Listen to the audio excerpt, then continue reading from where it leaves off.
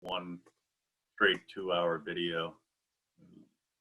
So the polar coordinate system has that middle or the smallest rung of the ladder. If you're imagining each ring is a ladder or step in the ladder.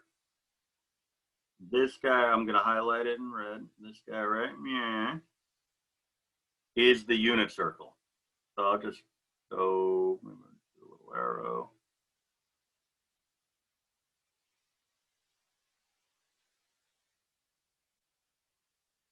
All right, so that innermost circle, excluding the pole, because technically the circle with 0 radius is the innermost circle, and air quotes around the circle because it's really not a circle if it doesn't have a radius.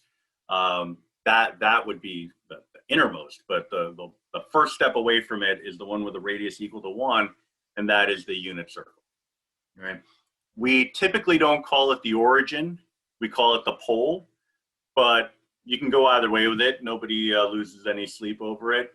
And in fact, we tend to overlay the polar coordinate system on top of the rectangular coordinate system just to get a feel for where these points map to the corresponding values in the rectangular coordinate system. So it's going to map to the same location. So it ends up being, interchangeable. Polar axis, horizontal ray directed to the right from the pole. So to the left is technically not the polar axis, but it would map to the same location as the x-axis. So we still tend to think of it as an axis. And in fact, in a polar coordinate system, there is only really one axis, the polar axis. But if we're thinking about it rectangularly, we would still think of the line segments going towards 90 degrees and 270 degrees as the line segments that would, if extended, make up a y-axis on the corresponding rectangular coordinate system, right? So in terms of the verbiage, there's a lot of similarity to the point where, yeah, technically it's not the y-axis, but everybody knows what you're talking about if you look at a polar coordinate graph and you say the y-axis, all right? Unless that person's being, a bad word, I don't want to say it in the recording, but if they're being just difficult, then they would say, well, it's technically not the blah, blah, blah. And we're like, shut up, dude. You barely know this stuff yourself, right?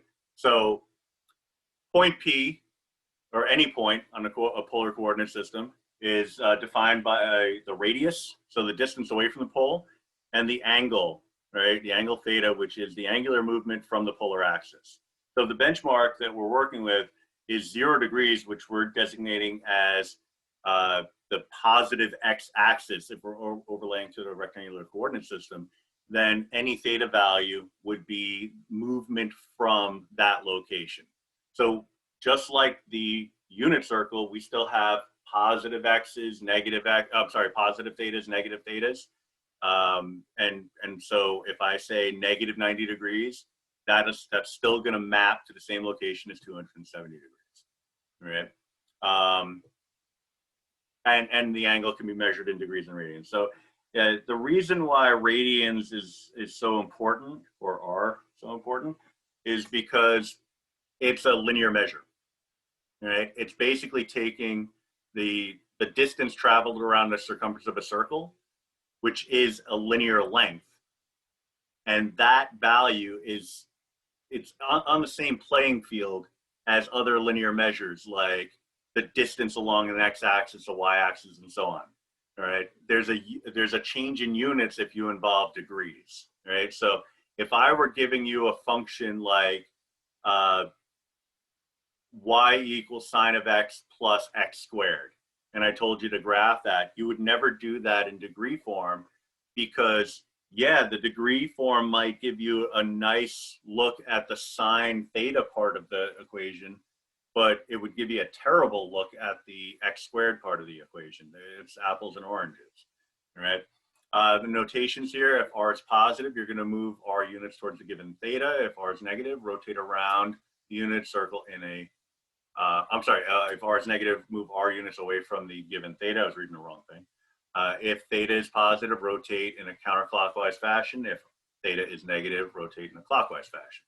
Right, so it's just notes for you, but really it just boils down to, in the example or set of examples, you just look at the angle first.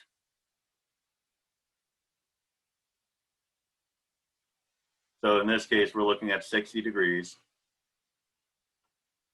All this set of instructions is telling you to do is to take 3 steps in the direction of that 60-degree angle, right?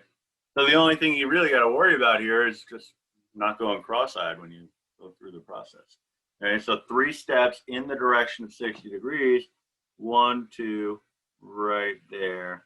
That's going to be point P. All right, so find the angle.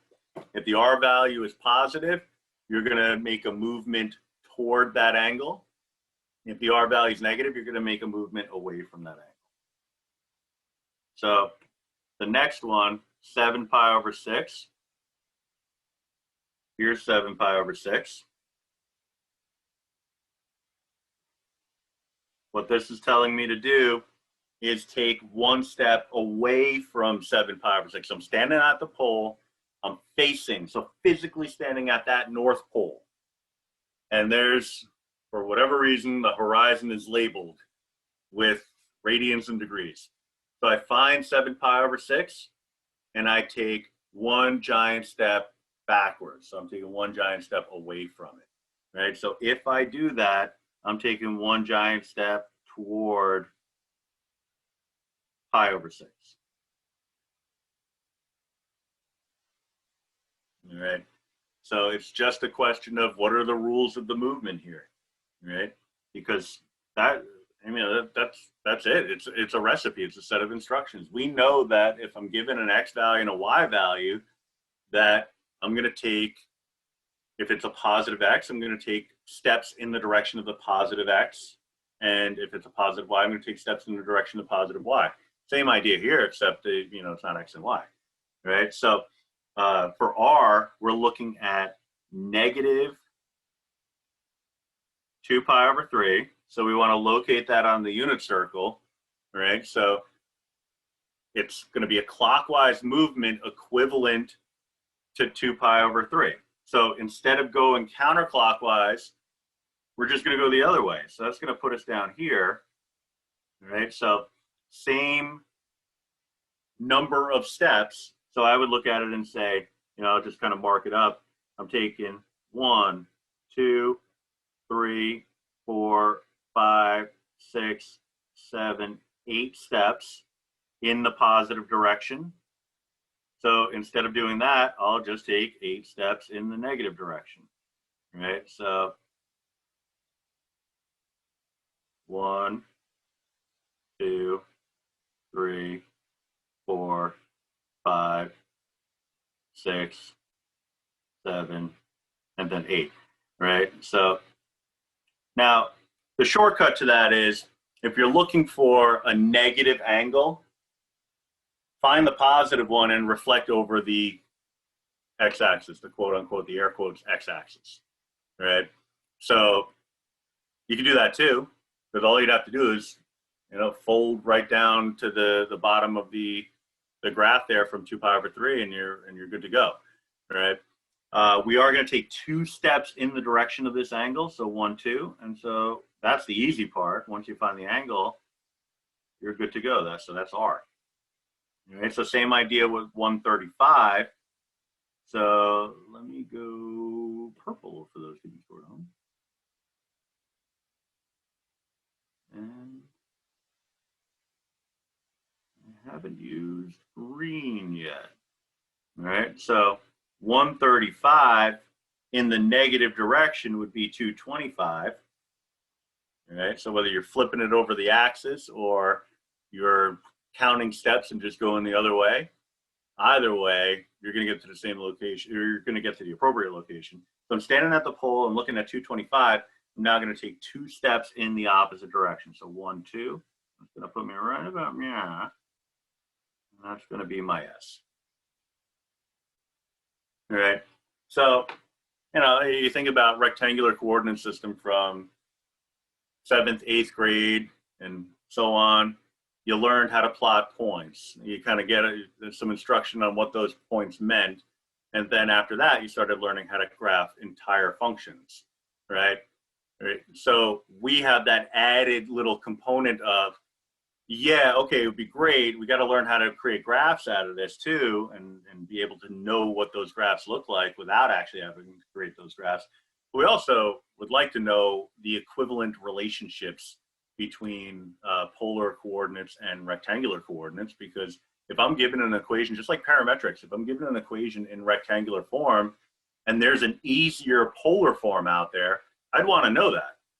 Same ideas for the reverse. If you're dealing with, you know, some like monstrosity of a polar equation, and just by making a couple of substitutions, you can convert it over into rectangular form and have a much easier go of it. That would be useful information. All right. So that brings us to the next page, where we define all these relationships, and you can see here it all comes back. It all comes back to triangles. Now, unit circle is based on triangles. Everything's triangles. So that one triangle just kind of floating there in space is pinned at the origin with a reference angle of theta. And based off of that, we can determine a whole lot of stuff, right?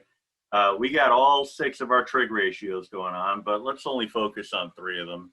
So sine of theta would be equal to y over r. Cosine of theta, x over r, and tangent of theta,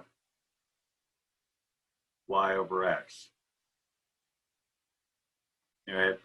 Another relation that we can get from this is a Pythagorean relation. Right? We could say that x squared plus y squared is equal to r squared. Now you can see that is, hopefully, that's the general model or a standard form equation for a circle with the center at the origin, or in this case, the pole, right? So it's varying radius. If the radius was equal to 1, we'd have the unit circle, but it's not, or not necessarily. We're keeping r variable now. We're allowing for r to be anything, right? So that's a big twist on this. In all of your previous studies, whenever you dealt with a conic section, you always had some fact related to the radius. The radius was a known quantity. Now I want the radius to be a variable quantity, right? So that's a fun little twist, but also it makes things somewhat challenging, right? We could also manipulate these equations and clean them up and solve for certain things. Now, like in the case of the first one, I can say that y is equal to r times the sine of theta. X is equal to the r times the cosine of theta.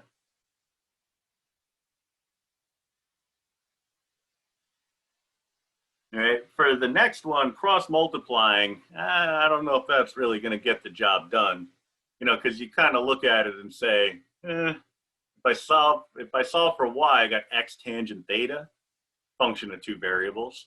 Solve for x, I got y over tangent theta, function of 2 variables. Leave it as is, function of 2 variables. So that one we're going to disregard.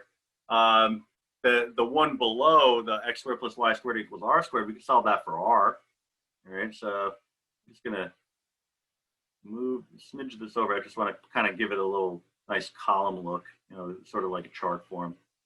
R is equal to the square root of x squared plus y squared.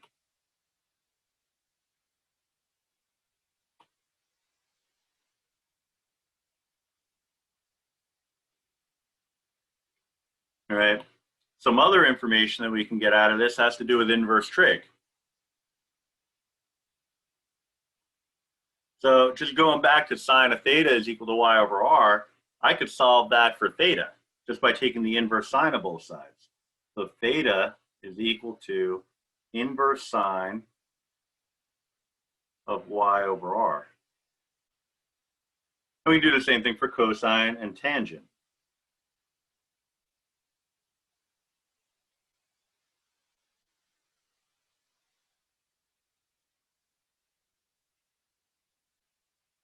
This might be a dumb question. Is that the same as 1 over sine of y over r?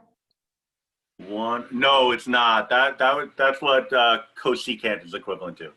Sorry, I mean, It's, the first one, or like 1 over cosine of x. yeah. Those would be reciprocal functions. These are inverse functions. So this is the same as arc sine and arc cosine. Okay.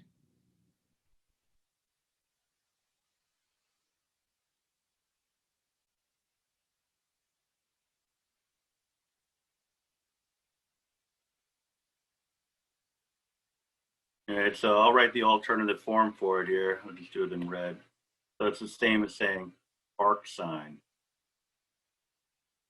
y over r, arc sine, or arc cosine, x over r, and arc tangent y over x. Right, yeah, those other functions are all reciprocal functions. So like cosecant, secant, and cotangent. Okay, so different concept.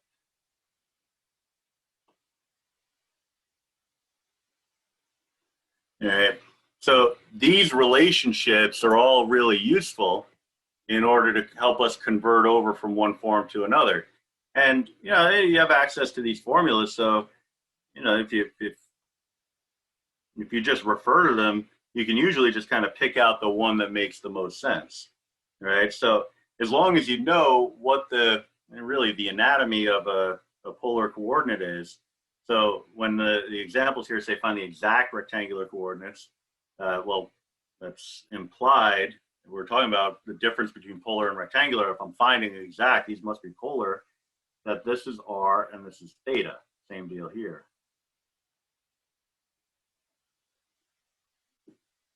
All right. So I just need a way, if I'm going to get rectangular coordinates, I need a way to get x and y. So I need, out of all of this stuff that we just jotted down here, I need formulas that will solve for x and y given r and theta. All right, so it works out nicely that a couple of the formulas we came up with are just that, the blue ones. We have x is equal to r cosine theta, and y is equal to r sine theta.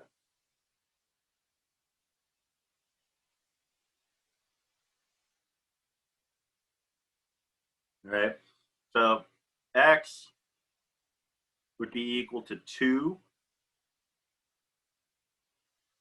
I'm sorry, 3. I saw it 2 and I just went for it. 3 cosine 270. Now here we're doing computation, so it's okay. We're not graphing it. It's okay to leave it in degree form. But if I needed to create a graph of a function, then I want to kick it over to radian form. So y equal to 3 sine 270. So as long as you know those unit circle relationships, no problem whatsoever. X is equal to 0. Y is equal to -3 because cosine 270 is 0. Sine of 270 is -1. Right? So we have the rectangular equivalent 0, -3.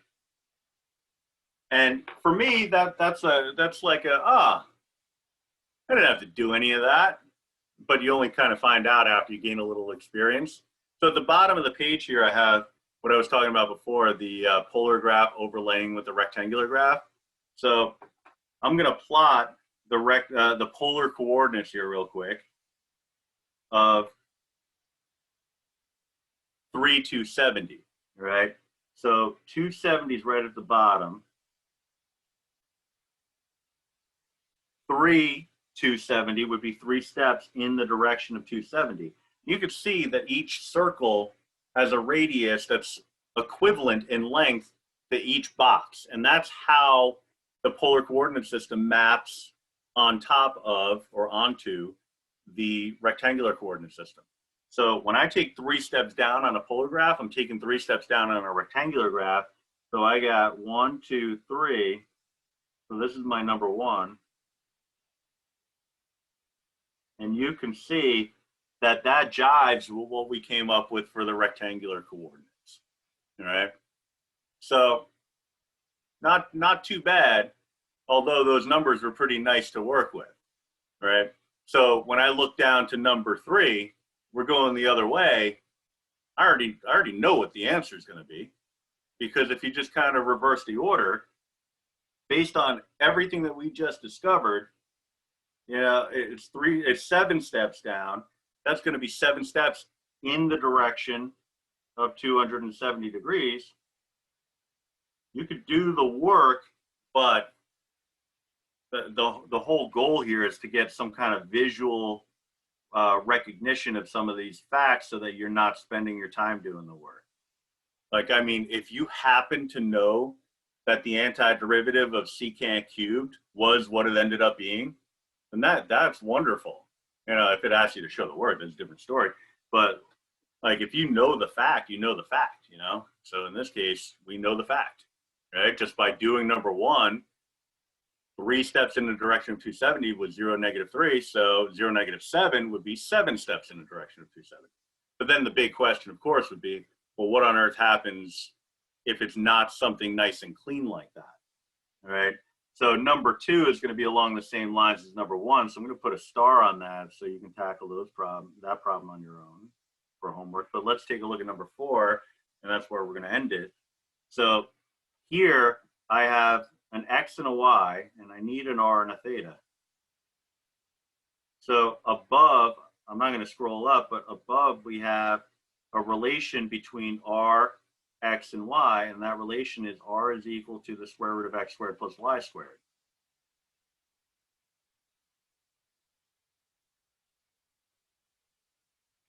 All right. We have 3 different ways. Ultimately, you have 6, but 3 nice, convenient ways to come up with the value of theta. You just pick the one that you like the most. Most people like some variation of sine and cosine, so that's fine also. In terms of just getting a sense of which angle it's going to be, because when you solve an inverse trig function, you get 2 angles. You get a sense based off of the original coordinates that are given to you. This is a positive y and a positive x and a positive y. So my answer should be in quadrant 1, right? So I'm looking for something that's going to be in this neighborhood here, right? So that's going to drive my thinking when I solve for theta. So I'm going to select, doesn't really matter. I'm going to select, I'll take inverse sine. Paralysis by analysis here. So theta is equal to the inverse sine of y over r. Could have gone with any of the 3. That's the one I chose. If you want, try a different one and just verify that you get the same thing. All right. So we're looking at, I can't get it through my head that I want to use the line draw tool for that. 2 squared. That's my x squared plus 2 rad 3 squared is going to be equal to 4 plus, here we're going to get 4 times 3, which is 12. So that's going to give me a result of 16 under the radical, so I'm going with 4. They said to only focus on r values that are positive, greater than or equal to 0, so non-negative. So even though the square root of 16 could be -4, I'm going to disregard that. Then my theta, inverse sine of the y value is 2 radical 3, divided by the r value, which we just figured out, is equal to the inverse sine of radical 3 over 2, but in the first quadrant, which is pi over 3. All right, or 60 degrees these directions set to put it in degree form. So I'll put or 60 degrees. So our answer, our final answer should be in degree form. So we're looking at 4, 60 degrees for the r, theta.